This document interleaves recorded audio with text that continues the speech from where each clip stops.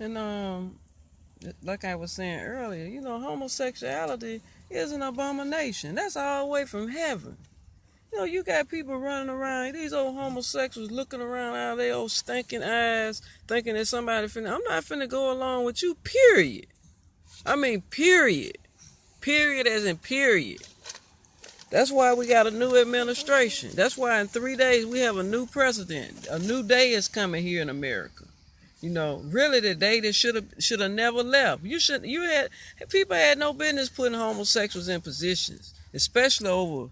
How you gonna be over somebody over a person you confused about your lifestyle, and you want to be over me? Be over me, with me for what, and based on what? And it's just really shameful that we got to just in other words we got to show homosexuals. In other words, my daughter, 13 years old, at Havenwick Hospital. I was talking to a girl last night, me and my husband. She's supposed to be the supervisor. Her name is Amber. She had enough nerve to tell me whatever Iyanla identify as, that's what they gonna accept. Well, girl, you know what? Homosexuality is an abomination, and you going to hell. While you sitting around talking, trying to be so smart. See, you trying to be so smart, but see something so heavy coming down the way. They're like you didn't see Donald Trump coming. It's something else you don't see coming. And I'm serious. I'm not into no play, I'm not into no sissy games. I don't play sissy games. When I fight people hard. I don't fight them based on I'm playing with them. Everything I do, I have a reason for doing what I'm doing. I'm led by God to do the things I do, no matter what. Now you got the nurses sitting up on the phone now trying to pretend like, oh, well, like all of a sudden they finna tell us how we need to be talking. And they've been rude to us since day one. All the way from day one, just rude. Everybody just rude.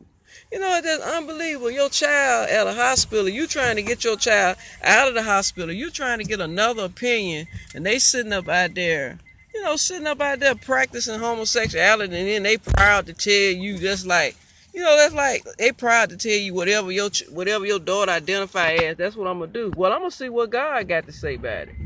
That's who I'm summoning here. I'm summoning the Lord of the worlds. And I'm telling you, when he come, he coming. He already came November the 8th. He coming again. He's here now.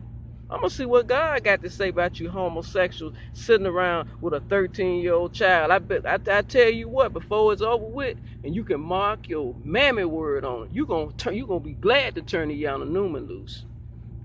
You make that. You put that in your pipe and you smoke it while you sitting up, trying to make some decisions for people, and you a homosexual. You a homo. Now listen to you a homo. Sodom and Gomorrah. You a homosexual trying to sit up and trying to make a 13-year-old girl. She you know what? That'll never happen in her life. She'll never be able to prove to God anything good about homosexuality. In other words, you got a reprobated mind. You dumb as a rock. You got a reprobated mind. You foul. That's why people don't like homosexuals. That's why people don't. You running up and down the street. This is why people don't like you. You see what you doing. Everybody see what you doing. Don't you think they don't now? Everybody see what you doing. Everybody see what Havenwick Hospital doing. They think they so smart. They just talking. Just talking. But every word I'm saying to you now, it's going to ring back in your ears when everything get to crumbling down. Because you would not get away with what you doing to my daughter, Iyanla Nakia Newman, who's 13 years old. That's some punkified stuff you doing out there. Like, you out there telling her about her rights. She got civil rights, too, as a black person, as a black child. She got civil rights that her grandfather fought for, that her father fought for. She got civil rights.